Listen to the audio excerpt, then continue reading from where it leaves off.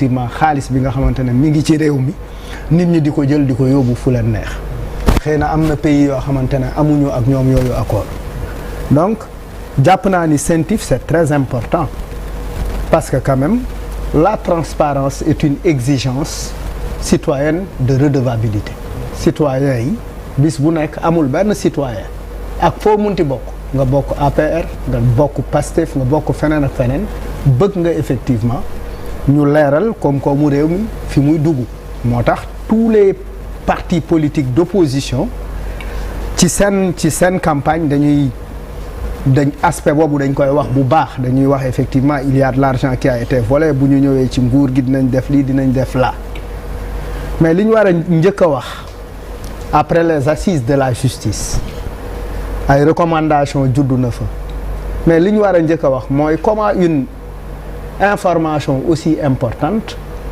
peut fuiter c'est-à-dire qu'est-ce qui s'est passé ba média bi njëkk a def une publication que ñi nga xamante ne ñooy CENTIF seen bopp c'est-à-dire média bi moo njëkk a joxe information bi est-ce que c'est fait à dessein c'est fait à dessein par ñi nga xamante ne ñoo nekk di enquêter ñoo nekk di liggéey ci dossier bi est-ce que c'est fait à dessein pour effectivement préparer l'opinion mais li gën a intéressant ci loolu mooy Farba a fait une conférence de presse il dit qu'il n'opposera aucune résistance par exemple il ne résistera pas dina bu waree wuy il reste à la disposition de la justice il peut même aller se livrer ça c'est important parce que ça nous évite des tensions de ça et là parce que pour man c'est la bonne attitude qu'il faut avoir la bonne attitude mooy bu la yoon soxla tu dois te rendre disponible yoon soxla la et puis nga taxaw expliquer maintenant nag les outils pour combattre li nga xamante ne moom nga tuddee injustice ces outils là tu peux bien les mettre en place donc war nañu leneen aussi li nga xamante ne mun na ci comprendre c'est-à-dire amul benn nit fii Sénégal nga nekk un homme politique ñu accuser la dara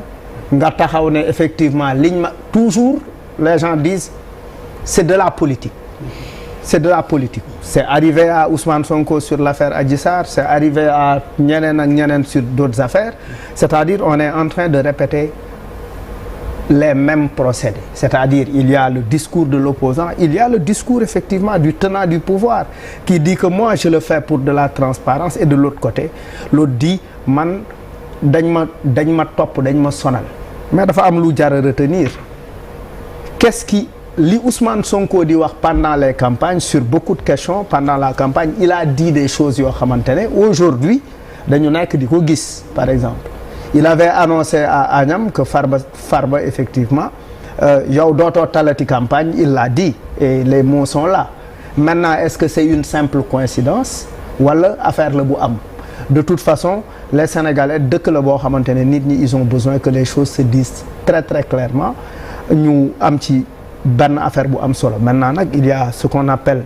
le droit de respect de la réputation effectivement de la personne bi nga xamante ne xëy na mën nañu dañu njort ni am na lu mu jot a def yeneen commentaire également mun nañ ko ci def c'est-à-dire s'il y a de l'argent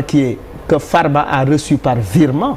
il y a forcément quelqu'un qui lui a viré l'argent ou il y a une société qui lui a viré l'argent c'est comme un objet volé quelque part nga dem fekk ko Colobane nit ki di ko jaay ñu sàcc téléphone buuba nga dem Colobane fekk ko fa tu arrêtes la personne qui a fait le recel mooy Ndiogou Diagne nga fekk moo yor téléphone bi di ko jaay parce que sàcc bi moom la ko jaay mais qu'est-ce que tu fais avec le voleur c'est-à-dire on ne peut pas quand il y a recel il y a forcément vol et quand la personne qui recèle téye nañ ko wala ñu ngi koy waaj a téye il est important effectivement qu'on se pose des questions sur les différentes personnes effectivement qui sont concernées par cette affaire directement ou indirectement maintenant la question qu'il faudrait se poser mooy Farba est-ce que la loi permet nit ki nga xamante ne da ngay créer ay facilitation Malal boole na la ak Gadiaga toppatool na la sa affaire am nga fa xaalis jóge nga ci Gadiaga ñëw nga ci Malal may ko xaalis je sais pas si je me fais comprendre est-ce que par exemple Malal facilite-moi une rencontre avec Bouba pour que je lui propose ma série télé.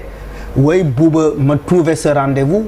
Bouba permettre la ngay jàllale sa série commencé nga am moni jël nga xaalis may ci Malal, est-ce que la loi l'interdit?